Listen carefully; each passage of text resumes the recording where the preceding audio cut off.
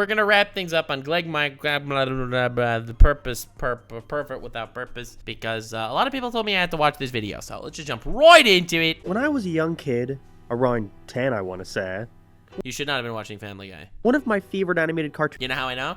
Because I was watching Family Guy. of all time was the popular adult comedy called Family Guy. It was great for a young lad such as myself. I loved the wacky Griffin family and their many misadventures, laughing, crying alongside them, rooting You never cried watching Family Guy. for them to succeed in whatever challenge came their way. You'd never rooted for I never rooted for I always wanted them to fail. Although, if there's one thing we've learned so far from my ongoing character deep dives, it's that some of those characters whom I used to adore ever so much started to change, becoming unrecognizable from their original incarnations, turning what was once a likable character into, well, a loathsome one. Yeah, Brian's insufferable. Not Quagmire, though. I always hated Quagmire. Let's go! The base take. I love Quagmire. I love how hateable he is. Like, I feel like a lot of the characters, they're like in between that level of hateable and relatable, right? Whereas Quagmire is just purely and utterly, unabashedly hateable the entire time. I think that's what makes him good. Yes, it's because he yelled at Brian. But really, I honestly think Quagmire has had the most drastic change out of any other Family Guy Wait, really? character. Because it what? wasn't a case of the character slowly changing and becoming flanderized over time. Instead, having to quickly shift his entire personality to keep up with the ever-changing social climate. His old personality just being chalked up to, he likes women and sex. I mean, isn't that his current personality I mean, too? how am I meant to relate to this guy? What was once Peter's sex-addicted neighbor who would do anything he could to get with a woman Can you turn back became around, this please? weird, boring old man who for some reason plays the straight man to his friends' antics, compared to the first few seasons where he was arguably the most wild out of all of them. See, that's what's really interesting. I have a very actually deep and insightful look at Quagmire in general, which is something that I don't think anyone's ever said in the history of YouTube. But that's why you watch me. Subscribe, leave a like. Quagmire is someone who doesn't actually want a meaningful relationship in his life. He's a pilot. He's transient. He's flying all over the place. He's doing his thing all over the world. He just wants those one-night stands. And even though every single adventure he does is going to be so amazing, so fantastic, so crazy, even bigger than the last, constantly conquering these conquests where he's able to do these incredible things. Every night's just so amazing and perfect, where he could follow his dreams to the absolute utmost. He is someone that his entire life is just the one-night stands, and he's not actually being built as a person at all. And I think there is still a way to make his character work, but the main issue we're gonna see is that Family Guy, at least nowadays, loves dealing in extremes. So if they couldn't push Quagmire in this certain way anymore, then they had to completely shift his entire personality. So today we're gonna take a look at the degradation of Glenn Quagmire, and how he became a pervert without purpose. Okay. Well, I think the title is funny, okay? I love that this series has gone from Brian Griffin to Joe Swanson to Springtrap and now Glenn Quagmire. Now, obviously, we're gonna That's why, ladies and gentlemen, you need to be subscribed for future shiz. start this by analyzing Quagmire's character in the first few seasons of Family Guy, before going into how they got stuck with what to do with him. See, at first, Quagmire was actually one of the most popular and iconic characters of the entire series. Initially presented as nothing more than that down-for-anything ladies' man, who chills out in his bachelor pad. That old radio host voice and toothy smile told you everything you need to know about the guy. He was cool. But he was fake cool. He was cool in the way that from the outside it looks like he's so cool. However, on the inside, he is just the shell of a man. For Glenn Quagmire? Yeah, there is. Excuse me. This was highlighted a lot in episodes like Season 2's Forefather, where Chris is neglected by Peter and so he starts hanging out with Quagmire instead. Him being presented as this cool neighbor who could be neat to hang out with in moderation, but is way too irresponsible to have a family of his own. I always felt that contrasted well against Peter who, for all of his own faults, at the end of the day loved and cared for his kids. Makes Chris appreciate him more in the end too. He really was a fairly one-note character early on, but you didn't really care because he had a bunch of hilarious moments that highlighted how absurd of a person he was. True. Saying the most crazy, perverted stuff out there, but with such confidence that you couldn't help but find it funny. Gay marriage? Ah, come on. Two halves can't make a hole without a hole. Giggity, giggity, giggity, giggity. Ooh, ee, ooh, ah, ah, ting, tang, walla, walla, bing, bang. Ooh, ee, ooh, ah, ah, ting, tang, walla, walla, bing, bang. What the hell?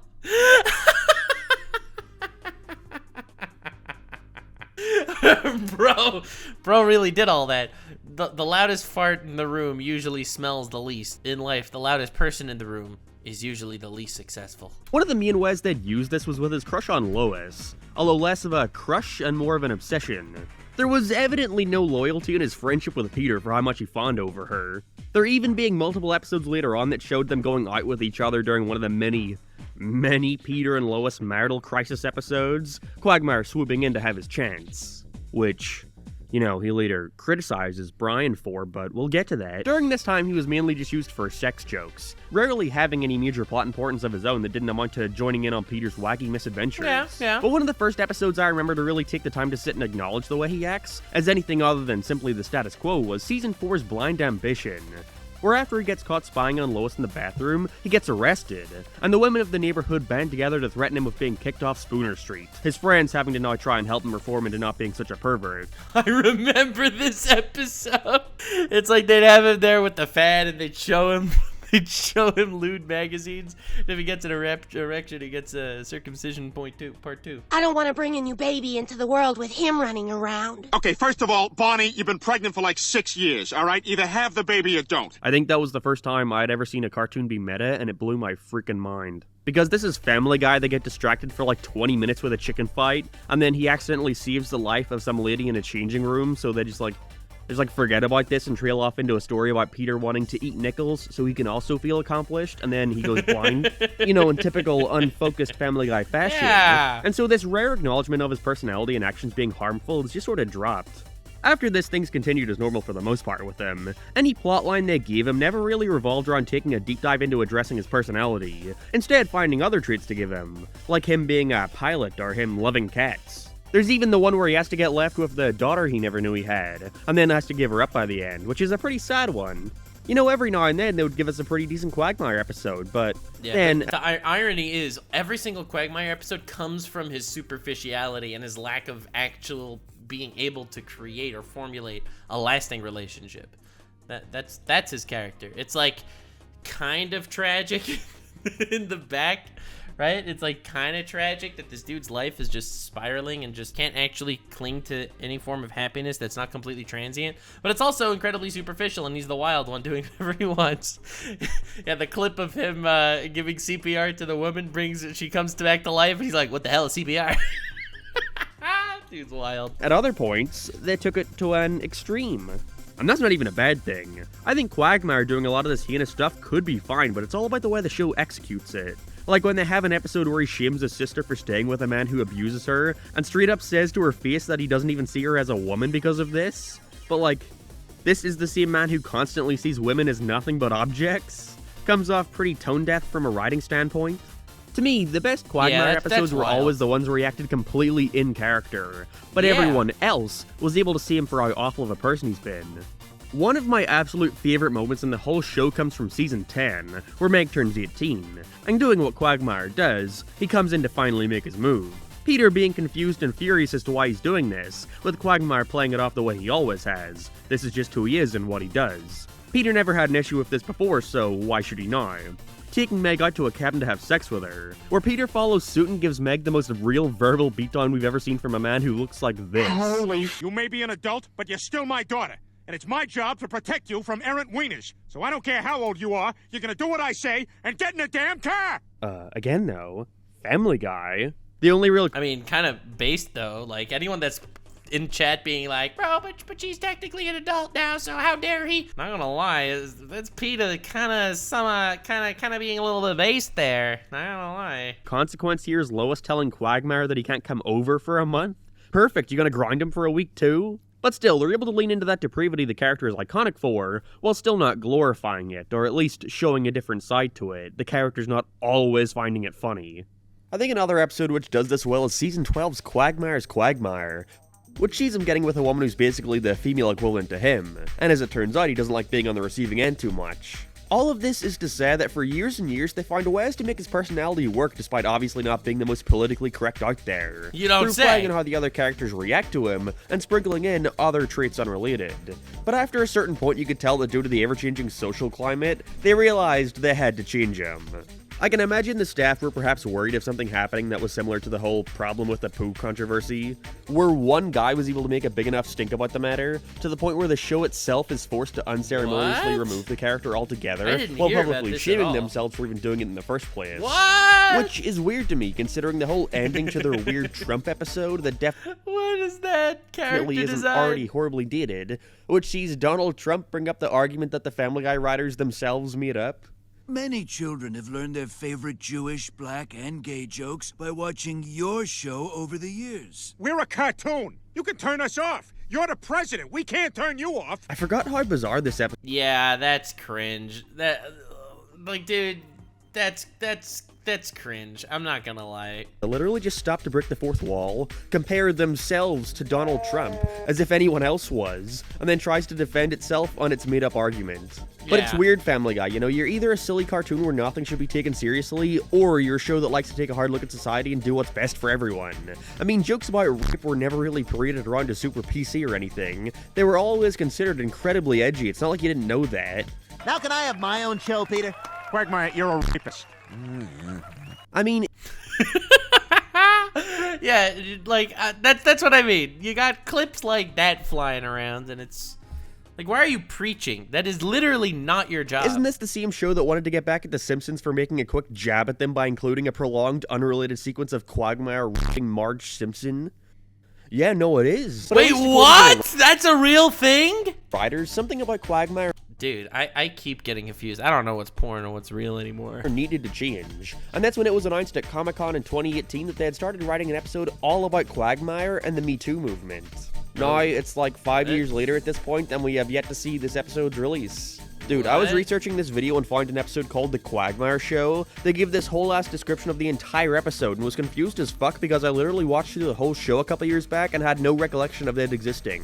Only to find out that it was some fan wiki where they bloody make up episodes that don't even exist like What? fanfiction. No way, huh? That's a real thing? Like, that makes finding accurate information easy, thanks. But who knows? Maybe it's coming up in this season or something. But if it just got canned, then wouldn't that make you guys look stupid? Being so public about wanting to look pretty address your stupid. previous mistakes and then just hoping. Then just not doing that? It's like YouTubers saying, I'm gonna be making an apology video to address everything. And then the next video is just playing Fortnite with women, where every time you get a kill, they have to take off an article of clothing.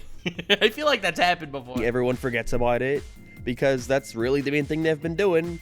Hoping everyone forgets. But like, what do you do with Quagmire when you no longer keep his defining trait of being a pervert? Well, he likes cats, didn't he?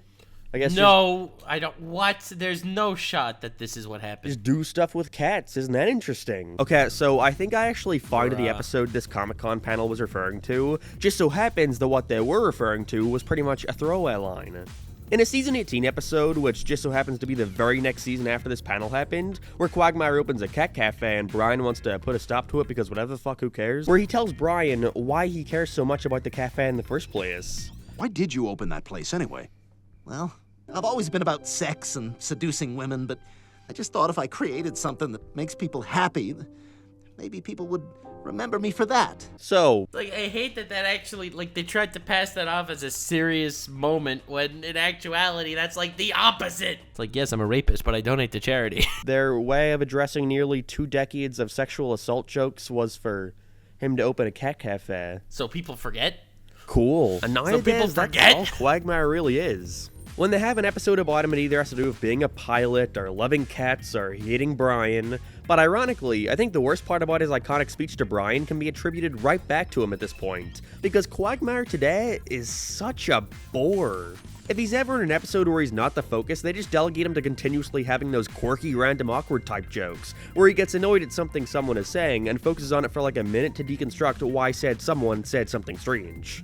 Like, I know he's meant to be 60 years Really? old, but did you really need to write him to be such a buzzkill, you know? What was once this cool uncle-type ladies' man has quickly shifted into being nothing more than a sad old man who seems fed up all the time. I mean, I'm not gonna lie, that kind of does seem like the culmination of his character. Like, I don't like it either. It's pathetic. That's true. But I'm not gonna lie. That is the culmination of the character that isn't actually building anything lasting in his life and just running from transient happiness to transient happiness. He does end up just becoming the sad old man. make sense anymore. These clothes, this face, they don't fit who Quagmire is as a character. Something like this would probably fit better. I don't know, man, you can see it as the character gradually having changed, like with the last season episode where Lois starts getting mad that he specifically won't hit on her anymore, because she's his best friend's wife, even though that never stopped him before. What? But to me personally, his whole character now just comes off like the writers were content taking him to these extremes, realized they might get in trouble if they were to be called out about it, and tried to denounce his whole character before that happened to make themselves seem proactive about this kind of stuff.